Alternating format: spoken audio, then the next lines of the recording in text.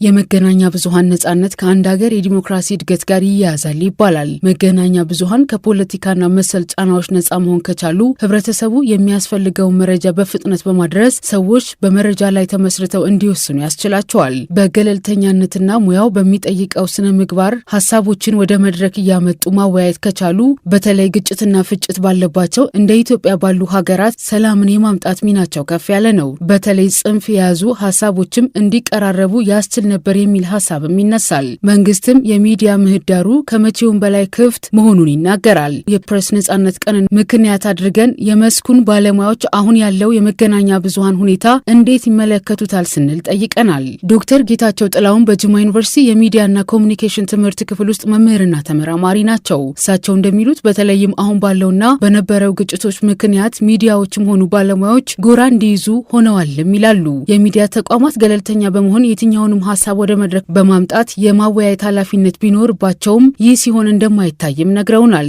ታዲያ ይህ ለምን ሆነ ስንል ጠይቀናቸዋል። ጋዜጠኝነት ሊሆን የሚገባው ግራ እስከ ቀኝ ከዛ ጥግ እስከ ተቃራኒው ጥግ ያሉትን በሙሉ ወደ መድረክ ማምጣት፣ ማከራከር፣ ማነጋገር የሁሉንም ስሜትና ፍላጎት አይዲዮሎጂ ልበለው ወይም እነዚህ ነገሮች ሁሉ ኢንተርቴን ያደርጋል፣ ይጠነቀቃል። ከዚህ የተነሳ አይ ቲንክ ሚዲያውም የተሻለ ስራ ይሰራል። ይሄ ግን ብዙ አይደለም። ሚዲያው ተለያይቷል፣ በጎራ የተከፈለ ነው። ስለዚህ ጋዜጠኛው ደግሞ ወይ በዚህኛው ወይም በዛኛው ውስጥ ነው የሚሰራው አይደል? ስለዚህ ሚዲያውም አይ ቲንክ ውጥረት ውስጥ ስለሚሆን ሚዲያውን ወቅሶ ምልሽ ጋዜጠኛውን ነጻ ማድረግ የሚቻል አይመስለኝም። ሚዲያው ሲሆን እንግዲህ በጣም ከባድ ሊሆን ይችላል። ኦብጀክቲቪቲ ግን ሚዛኑን የጠበቀ ሆኖ በግራም በቀኝም ያሉትን ሀሳቦች እንደሚገባ የሚያስተናግድ መሆን ይጠበቅበት ነበረ። ይሄ በብዙ መልኩ አይታይም። ሚዲያዎቻችን የባለቤቶቻቸው ነጸብራቅ ናቸው። አብዛኛው ባለቤቶቻቸው መንግስት ከሆኑ የመንግስት አፍ ናቸው ማለት ነው። በግል ሴክተር ደግሞ ከሆኑ እንደየግለሰቦቹ አይዲዮሎጂ ይለያያል። ምለው መቼም ይገባሻል። ሙልጭ አርጌ አንድ ናቸው እያሉ ማለት ነው። አሁን ባለው ሁኔታ እንደ ልብ ተንቀሳቅሶ መዘገብ የማይታሰብ እንደሆነ ባለሙያዎች ተናግረዋል። ይህ ባልሆነበት ባለሙያው መኮነን እንደሌለበትም አክለዋል። ለመሆኑ መንግስት መረጃ የመስጠት ግዴታ የለበትም ወይ ስንል በአዲስ አበባ ዩኒቨርሲቲ የጋዜጠኝነት መምህሩን መኩሪያ መካሻን ጠይቀናል። ትልቁ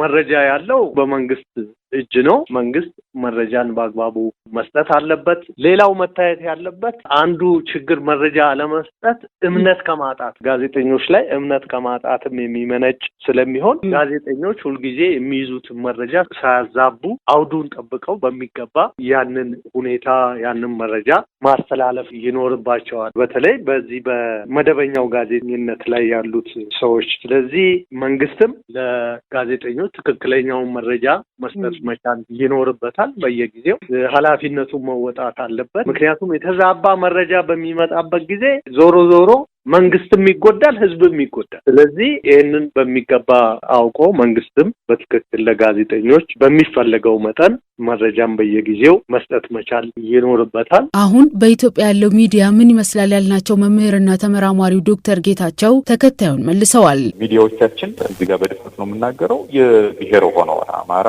የኦሮሞ፣ የትግሬ ወዘተ እያልሽ በየክልሎች እንደዚህ ነው አይደለም መዋቅሮ እየሆነ ያለው። ናሽናሊስት ፓርቲ ትልቁ ፒክቸር ኢትዮጵያ ናት አይደል? ግን ከዛ በመለስ እንደገና ሌላ ዲቪዥን አለኛለሁ።